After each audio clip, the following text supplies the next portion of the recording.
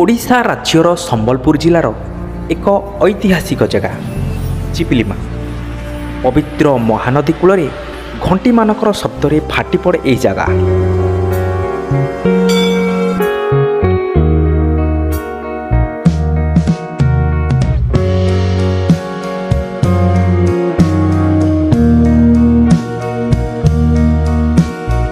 ଛୋଟ ବଡ଼ ଏମିତିକି ହଜାର ହଜାର ଘଣ୍ଟି ଗଛପତ୍ର ଖମ୍ବ ଲୁହାର ଜାଲିରେ ମଧ୍ୟ ବନ୍ଧା ହୋଇଛି।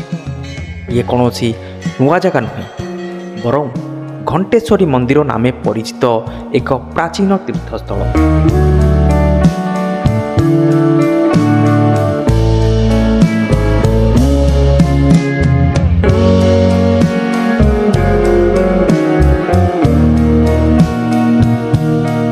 ଏଠାରେ ବନ୍ଧା ହୋଇଥିବା ସମସ୍ତ ଘଣ୍ଟି ଭଗବାନଙ୍କ କୃପା ଓ କୃତଜ୍ଞାର କାହାଣୀ ବୋଲି କୁହାଯାଏ।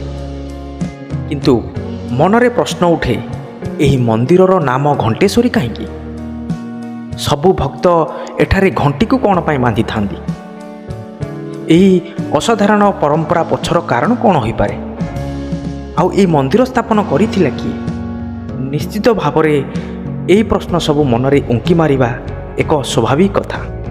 ତାହେଲେ ଆସନ୍ତୁ ଏହି ଭିଡ଼ିଓ ମାଧ୍ୟମରେ ଏହାର ରହସ୍ୟ, ଏହାର ଇତିହାସ ଓ କିମ୍ବଦନ୍ତୀ ସମ୍ପର୍କରେ ଜାଣିବା।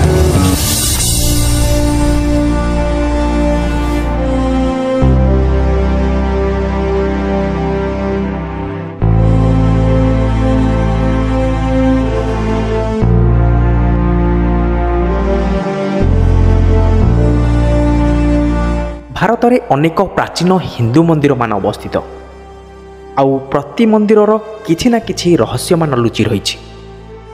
ସେହିପରି ଓଡ଼ିଶା ରାଜ୍ୟର ସମ୍ବଲପୁର ଠାରୁ ମାତ୍ର 30 କିଲୋମିଟର ଦୂରରେ ଚିପିଲିମାରେ ରହିଛି ଏକ ଐତିହାସିକ ମନ୍ଦିର, ଯାହାର ନାଁ ମା ଘଣ୍ଟେଶ୍ୱରୀ ନାମରେ ପରିଚିତ।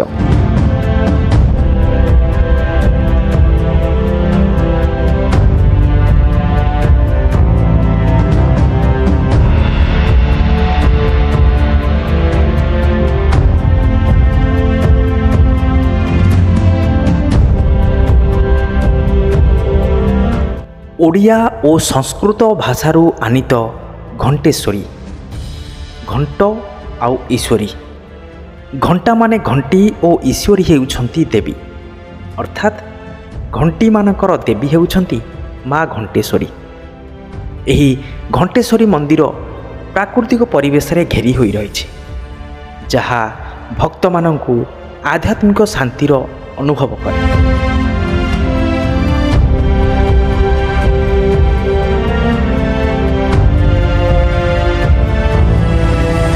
କୁହାଯାଏ ଯେ ଏଠାରେ ଦେବୀଙ୍କ ନାମରେ ଘଣ୍ଟି ବାନ୍ଧିଲେ ମନସ୍କାମନା ପୂର୍ଣ୍ଣ ହୋଇଥାଏ।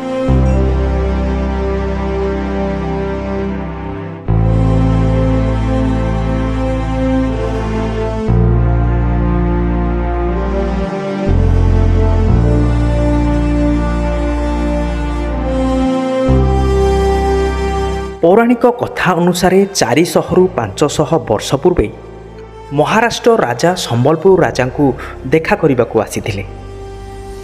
ସମ୍ବଲପୁର ରାଜା ମହାରାଷ୍ଟ୍ର ରାଜାଙ୍କୁ ଜଙ୍ଗଲକୁ ବୁଲାଇବାକୁ ନେଇଥିଲେ। ଯିବା ସମୟରେ ଜଙ୍ଗଲ ମଧ୍ୟରେ ଗୋଟିଏ ଛୋଟ ବାଳିକା ଓ ଏକ ଛୋଟ ବାଳକକୁ ଦେଖିଲେ। ଛୋଟ ବାଳକ ବାଳିକା ରାଜାଙ୍କୁ ଜଙ୍ଗଲକୁ ଯିବାକୁ ମନା କରିଦେଇଥିଲେ। କହିଲେ, ଆପଣଙ୍କ ଜୀବନ ପ୍ରତି ବିପଦ ଅଛି। ଏହି ସମୟରେ ସମ୍ବଲପୁର ରାଜା ସେହି ବାଳକ ବାଳିକାର ପରିଚୟ ପଚାରିଥିଲେ, ହେଲେ ବାଳକ ବାଳିକା ଉତ୍ତରରେ ରଖିଲେ, କାଲି ସକାଳେ ଏହି ଜାଗାକୁ ଆସ, ମୁଁ ସବୁ କହିବି। ଏତିକି କହି ସଙ୍ଗେ ସଙ୍ଗେ ଜଙ୍ଗଲ ମଧ୍ୟକୁ ପଳାଇଲେ। ଏହାପରେ ରାଜା ଘରକୁ ଫେରିଗଲେ।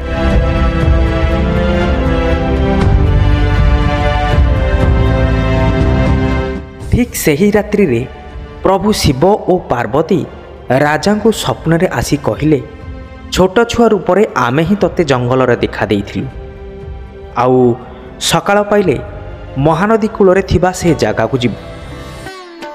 ସଙ୍ଗେ ସଙ୍ଗେ ରାଜାଙ୍କ ନିଦ ଭାଙ୍ଗିଗଲା ଏବଂ ସକାଳ ପାଇବା ପୂର୍ବରୁ ରାଜା ନିଜର ସୈନ୍ୟ ସାମନ୍ତ ଧରି ସେହି ସ୍ଥାନରେ ପହଞ୍ଚିଥିଲେ।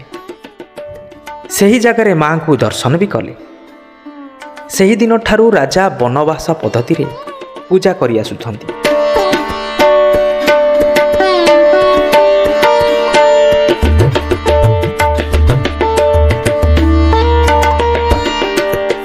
କୁହାଯାଏ ଯେ ଦେବୀ ମା ନିଜର ଭକ୍ତମାନଙ୍କୁ ଘଣ୍ଟ ଘୋଡ଼େଇ ରଖିଥାନ୍ତି ଓ ବିପଦ ସଙ୍କଟରୁ ବଞ୍ଚାନ୍ତି। ସେଥିପାଇଁ ମାଙ୍କ ନାମ ହେଉଛି ଘଣ୍ଟେଶ୍ୱରୀ।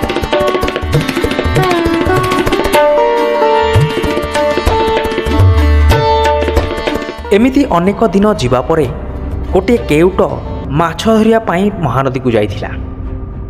ମାଛ ଧରିବା ସମୟରେ ଜାଲରେ ଏକ ବିରାଟ ପଥର ଲାଗିଥିଲା। ସେ ପଥରକୁ ଜାଲରୁ କାଢ଼ି ପାଣିରେ ଫୋପାଡ଼ି ଦେଲା। ପୁଣି ଅନ୍ୟ ପଟରେ ଜାଲ ପକାଇଲା। ଦେଖିଲା ପୁଣି ସେହି ପଥର ଜାଲରେ ଲାଗିଛି। ଏଥିରେ ରାଗି ଘରକୁ ଫେରି ଆସିଲା। ପୁଣି ପରଦିନ ସକାଳୁ ମାଛ ଧରିବା ପାଇଁ ସେ ମହାନଦୀକୁ ଯାଇଥିଲା ଏବଂ ଜାଲ ବିଛେଇଲା। ତାକୁ ଅନୁଭବ ହେଲା କୌଣସି ଏକ ବଡ଼ ଧରଣର ଜନ୍ତୁ ତା ଜାଲକୁ ଟାଣୁଛି। ସଙ୍ଗେ ସଙ୍ଗେ କେଉଟଟି ଜାଲକୁ ଟାଣି ଦେଖିଲା ଯେ ପୁଣି ସେହି ପଥର ଜାଲରେ ଲାଗିଛି। ସଙ୍ଗେ ସଙ୍ଗେ ସେ ପଥରକୁ ଜାଲରୁ କାଢ଼ି ରାଗରେ ତାକୁ ଜାବୁଡ଼ି ଧରିଲା। ହେଲେ ଆଶ୍ଚର୍ଯ୍ୟ କଥା, ଯେତେବେଳେ ସେ ପଥରକୁ ଜାବୁଡ଼ି ଧରିଲା ତା ହାତରୁ ରକ୍ତ ଝରିଲା। ଏହାପରେ ଭୟରେ ସେ ଦୌଡ଼ି ଦୌଡ଼ି ଘରକୁ ଫେରି ଆସିଲା। ଠିକ୍ ସେହି ରାତିର କଥା ମା ସ୍ୱପ୍ନରେ ଆସି କହିଲେ, ତୁ ଛାଡ଼ି ଆସିଥିବା ସେ ପଥର ହେଉଛି ମୁଁ। ତୁ ସେ ପଥରକୁ ଆଣି ସ୍ଥାପନ କରିବୁ। ଆଉ ହଁ, ସ୍ଥାପନ କରିସାରିଲା ପରେ ତୁ ସେ ଜାଗା ଛାଡ଼ି ବହୁତ ଦୂରକୁ ଚାଲିଯିବୁ। ସ୍ୱପ୍ନ ଦେଖିସାରିଲା ପରେ କେଉଟଟି ମାଙ୍କର କଥାକୁ ଅକ୍ଷରେ ଅକ୍ଷରେ ପାଳନ କଲା। ମାଙ୍କୁ ସ୍ଥାପନ କରି ସେ ବହୁତ ଦୂରକୁ ଚାଲିଗଲା। ଯାଉ ଯାଉ ପହଞ୍ଚିଲା ଛୋଟରାଜପୁରରେ। ମାଙ୍କ କୃପାରୁ ସେ ଛୋଟରାଜପୁରର ରାଜା ବନିଗଲା।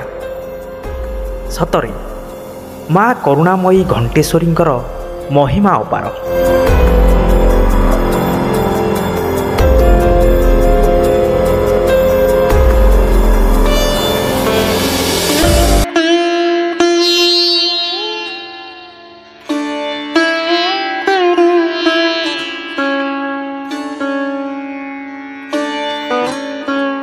ଏମିତି ନୂଆ ନୂଆ ଭିଡ଼ିଓ ଦେଖିବା ପାଇଁ ଆମ ଚ୍ୟାନେଲକୁ ଲାଇକ୍, ସେୟାର, ସବସ୍କ୍ରାଇବ୍ କରି ଆମ ସହ ଯୋଡ଼ି ହୋଇ ରୁହନ୍ତୁ। ଅତି ଶୀଘ୍ର ଆଉ ଗୋଟିଏ ଭିଡ଼ିଓ ନେଇ କରି ଆସୁଛି। ଜୟ ମା ଘଣ୍ଟେଶ୍ୱରୀ।